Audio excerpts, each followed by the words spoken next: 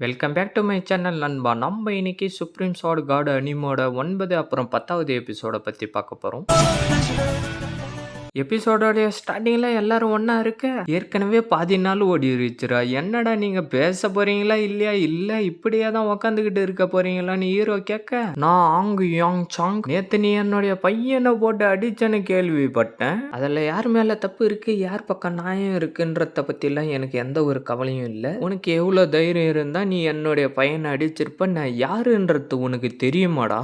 உன்னுடைய பையனை அடிச்சதுக்காக நீ இப்ப இங்க வந்திருக்க. என்ன இப்ப இந்த பிரச்சனையை தீர்த்து வைக்க போறீங்களா இல்ல இன்னும் பெருசாக்க போறீங்களான்னு ஹீரோ கேட்டுக்கிட்டு இருக்க, நீ மன்னிப்பு கேட்டாகணும்டா. என்னது மன்னிப்பா? ஆமா, நீ நேத்து என்னுடைய பையனை போட்டு அடிச்சதுக்காக அவன் உன்னுடைய கையை உடைப்பான், அதுக்கப்புறம் இந்த பிரச்சனை எல்லாத்தையும் நாங்க மறந்துட்டு இந்த இடத்துல இருந்து கிளம்பிடுறோம்னு அவன் சொல்லிட்டு இருக்க, நான் கூட நீங்க எல்லாரும் சேர்ந்துக்கிட்டு என்ன கொல்ல போறீங்களோன்னு நினைச்சுக்கிட்டு இருக்கேன். அந்த அளவுக்குலாம் உங்ககிட்ட திறமை இல்லை போல இருக்கு. இந்த மாதிரி ட்ரிக் பண்ணி என்ன எதனா பண்ணலாம்னு நினைச்சுக்கிட்டு இருக்கீங்களான்னு ஹீரோ சொல்ல, நீ இப்படியே பேசிக்கிட்டு இருந்தனா கண்டிப்பா நான் உன்னை சாவடிக்காம விட மாட்டேன்டா. என்னடா பிரச்சனை, இந்த இடத்துல என்னடா நடந்துகிட்டு இருக்குன்னு ஃபூ கேட்கறாரு. பிரதர் ஃபூ, நீங்க ஏன் இந்த இடத்துக்கு வந்தீங்கன்னு அவனுடைய அப்பா கேட்டுக்கிட்டு இருக்காரு. அவர் எதுவும் சொல்லாமலே நடந்து வந்துகிட்டு இருக்க, நேத்து ஷூ வந்து என்னுடைய பையனை போட்டு அடிச்சிருக்கான், நீங்க ஏன் என்னுடைய பையனுக்கு ஹெல்ப்பே பண்ணலன்னு அவன் சொல்லிக்கிட்டு இருக்க, நீங்க ரெண்டு பேரும் இப்பதான் முதல் முறையா மீட் பண்றீங்கன்னு நினைக்கிறேன், அதனால நான் உங்ககிட்ட ஒரு விஷயத்த சொல்றேன், நல்லா ஞாபகத்துல வச்சுக்கோ. ஜக்சங் ரெஸ்டாரண்ட்டுக்கு பிரின்சஸ் லிங்கியாவும் வந்தப்ப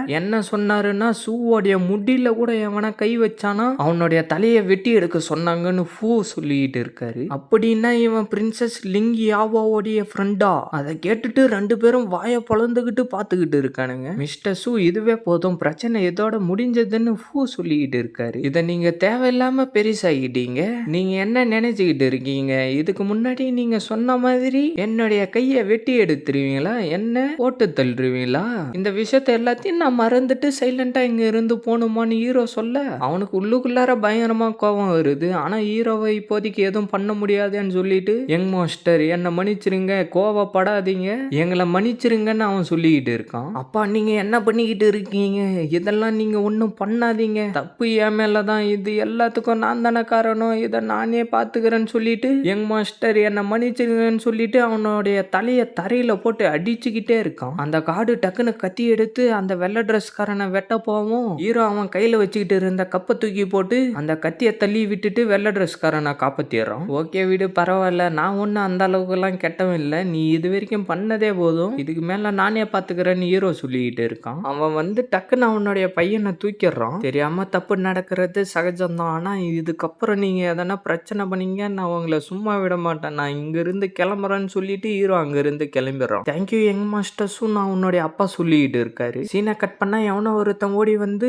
ஷூ திருப்பி வென் ரெசிடென்சிக்கு வந்துட்டாருன்னு சொல்லிட்டு இருக்கான். என்ன நல்லபடியா திருப்பி வந்துட்டானா? ஆமா, அவரு திருப்பி வந்துட்டாரு, ஒரே காயம் கூட அவருடைய உடம்புல இல்லைன்னு அவன் சொல்லிட்டு இருக்கான். வாங் ஃபேமிலியை சேர்ந்தவனுங்க ரொம்ப மோசமானவனுங்க, இப்படி அவனுங்க ஷூவை போகிறதுக்கு விட்டானுங்கன்னு தெரியலையே, இதுல ஏதோ மர்மமான விஷயம் இருக்கு, என்னன்னு அது நம்மளுக்கு தெரியலன்னு அவரு சொல்லிட்டு இருக்காரு. அந்த விஷயத்த மறந்துருங்க, நாளைக்கு மேடமோடைய பர்த்டே பார்ட்டி வருது, ஷூ உயிரோட இருந்தா என்ன, செத்து போயிட்டு இருந்தா என்ன, அவனை பத்தி நம்ம ஒன்றும் கவலைப்பட வேண்டிய அவசியமே இல்லைன்னு அவரு சொல்லிட்டு இருக்காரு. இந்த மெடிக்கல் ஹெர்ப்ஸை யூஸ் பண்ணி குளிக்கிறதுக்காக நான் கிட்டத்தட்ட 500 சில்வர் டேல்ஸை நான் செலவு பண்றேன், என்கிட்ட இன்னும் எவ்வளவு நாளைக்கு செலவு பண்ண பணம் இருக்குன்னு தெரியல, நான் திருப்பி அந்த X1 TNQவை போய் சந்திச்சாகணும்னு ஹீரோ சொல்லிட்டு இருக்கான். சீனை கட் பண்ணா ஹீரோ அந்த இடத்துக்கு வந்து நின்னுகிட்டு இருக்கான். மிஸ்டர் ஷூ, உங்களை பார்த்ததுல ரொம்ப சந்தோஷம்னு ரெண்டு பேரும் சொல்லிட்டு இருக்காங்க. நான் யாருன்றத நீங்க கண்டுபிடிச்சிட்டீங்களா, என்னுடைய ஐடென்டிட்டி என்னன்றது உங்களுக்கு தெரிஞ்சிருச்சா? மிஸ்டர் ஷூ என்னை மன்னிச்சிருங்க, நீங்க யாருன்னு சரியா தெரியாத காரணத்தினால தான் நான் தான் ஒருத்தர் அனுப்பி நீங்க யாருன்றத தெரிஞ்சுக்கிட்டு வர சொன்னேன், தயவு செஞ்சு என்னை மன்னிச்சிருங்கன்னு அந்த பொண்ணு சொல்லிக்கிட்டு இருக்கா. சரி, அதை பத்தி இதுக்கப்புறம் பேசுறதுக்குலாம் ஒன்றும் இல்லை, இந்த உலகத்துல இருக்கிறவங்க அவங்களுடைய பொசிஷனுக்கு ஏத்த மாதிரி நடந்துக்குவாங்க, ஆனா ஹீரோக்கள் மட்டும்தான் ஷூ மாதிரி நடந்துக்குவாங்க, அப்புறம் சில மாஸ்டர்களும் அந்த மாதிரி இருக்காங்க, சீக்கிரமா வாங்கன்னு ஹீரோ சொல்லவும், மிஸ்டர் ஷூ என்னுடைய இன்ஜுரி இப்ப எப்படி இருக்குன்னு தாத்தா கேட்கறாரு. உங்களுடைய இன்ஜுரி இன்ஜுரியை சரி பண்றதுக்கு நான் ஒரு 2 வழியை கண்டுபிடிச்சு வச்சிருக்கேன். ஒன்னு, நான் இன்னொரு பிரிஸ்கிரிப்ஷனை உங்களுக்கு கொடுக்குறேன். அது மூலியமா திருப்பி 10 நாள்ல உங்களுக்கு சரியாயிடும். ஆனா அது மூலியமா திருப்பி உங்களுடைய வாழ்க்கையில மார்ஷல் ஆர்ட்ஸ்ன்ற ஒரு விஷயமே வராதுன்னு ஹீரோ சொல்லிட்டு இருக்கான். சாரி மிஸ்டர் சு, அந்த 2வது வழி என்னன்றத கொஞ்சம் சொல்ல முடியுமான்னு தாத்தா சொல்ல, 2வது விஷயம் என்னன்னா, நீங்க முதல்ல எப்படி பிராக்டிஸ் பண்றீங்க, என்ன மாதிரி பிராக்டிஸ் பண்றீங்கன்னு என்கிட்ட சொல்லணும்னு ஹீரோ சொல்றான். மிஸ்டர் சு, அது ரொம்ப ஈஸி தான், நான் உங்ககிட்ட சொல்றேன். என்னுடைய ஆன்சிஸ்டர் லாங்லிங் எக்ஸ்வாங் கிளானை சேர்ந்தவங்க மெத்தடை தான் நான் பிராக்டிஸ் பண்ணிட்டு இருக்கேன். அதை கோல்டன் வாட்டர் டெக்னிக்னு சொல்லுவாங்க. தாத்தா நீங்க என்ன பண்றீங்க? கோல்டன் வாட்டர் டெக்னிக்ன்றது நம்ம கிளானுடைய சீக்ரெட் டெக்னிக். அதை பத்தி மத்தவங்க கிட்ட எல்லாம் சொல்லக்கூடாது.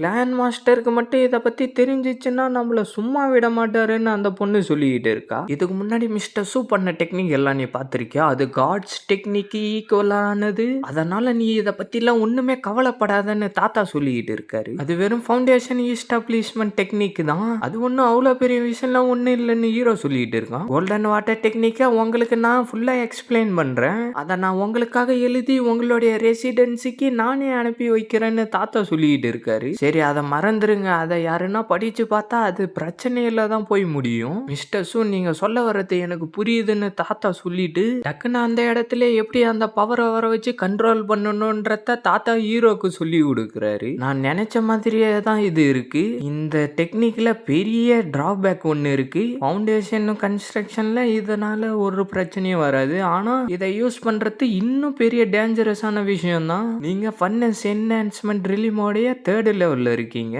அது மூலியமா தான் உங்களுடைய பாடி வீக் ஆயிருக்கும். நான் சொல்றது சரிதானே? என்னது வீக்னஸ்? மிஸ்டர் சூ, நீங்க சொல்றது சரிதான். நான் வெறும் ஃபன்னஸ் என்ஹான்ஸ்மெண்ட் ரிலிமோ மட்டும்தான் அடைஞ்சிருக்கேன். நீங்க இந்த மாதிரியே பிராக்டிஸ் பண்ணிட்டு இருந்தீங்கன்னா உங்களுடைய உடம்பு ரொம்ப பிரச்சனையை கொடுக்கும். நீங்க இந்த விஷயத்தெல்லாம் கண்டுக்காம தொடர்ந்து பிராக்டிஸ் பண்ணிக்கிட்டே இருந்தீங்கன்னா கண்டிப்பா உங்களுடைய வாழ்க்கை ரொம்ப டேஞ்சர்ல தான் போய் முடியும்னு ஹீரோ சொல்லிட்டு இருக்கான். கண்டிப்பா இதை சரி பண்ண எதனா ஒரு வழி இருக்கும். அது என்னன்றத எனக்கு கொஞ்சம் சொல்லி கொடுங்கன்னு தாத்தா சொல்லிக்கிட்டு இருக்காரு. ஹீரோ அதை எல்லாத்தையும் கேட்டுட்டு என்னவோ கீழே கிறுக்கிக்கிட்டு இருக்கான். இது பார்க்க கோல்டன் வாட்டர் டெக்னிக் மாதிரி தெரியலையே, ஆனா கோர் கிளான் மெத்தடை விட இது கொஞ்சம் டிஃப்ரெண்ட்டாக தான் தெரியுதுன்னு அந்த பொண்ணு சொல்லிக்கிட்டு இருக்கா. இது ஆனால் பர்ஃபெக்டாலாம் ஒன்றும் இல்லை, ஆனால் இதுதான் சரியான மெடிசனாக இருக்கும். நீங்கள் ப்ராக்டிஸ் பண்ணுறதுல பெரிய வீக்னஸ் எல்லாம் இருக்குது. அதை எல்லாத்தையும் எப்படி சரி பண்ணணுன்றத நான் உங்களுக்கு சொல்லி கொடுக்குறேன். ஆனால் என்னால் இப்போ உங்களுக்கு கல்டிவேஷன் பண்ணுறதுக்கெல்லாம் சொல்லி கொடுக்க முடியாது. என்னால் இப்போ உங்களுக்கு உதவி பண்ண முடியாது. ஏன்னா இன்னைக்கு வென் ஃபேமிலியை சேர்ந்தவங்களுடைய பிறந்த நாள். நான் அதனால் இங்கிருந்து கிளம்பி ஆகணும்னு சொல்லிட்டு ஹீரோ அங்கிருந்து கிளம்பிடுறான். இதோட இந்த எபிசோட் முடியுது ஃப்ரெண்ட்ஸ். மறக்காம வீடியோக்கு லைக் போட்டுட்டு சேனலை சப்ஸ்கிரைப் பண்ணிட்டு பெல் பட்டனை ஆள் கொடுத்துருங்க. அப்பதான் நான் போடுற வீடியோ எல்லாம் டக்குன்னு உங்களுக்கு நோட்டிஃபிகேஷன்ல வரும். மறக்காம இந்த மாதிரி அனுப்பி பார்க்குற ஃப்ரெண்ட்ஸுக்கும் வீடியோவை ஷேர் பண்ணுறேங்க. நான் உங்களை அடுத்த எபிசோட்ல மீட் பண்ணுறேன். See you guys.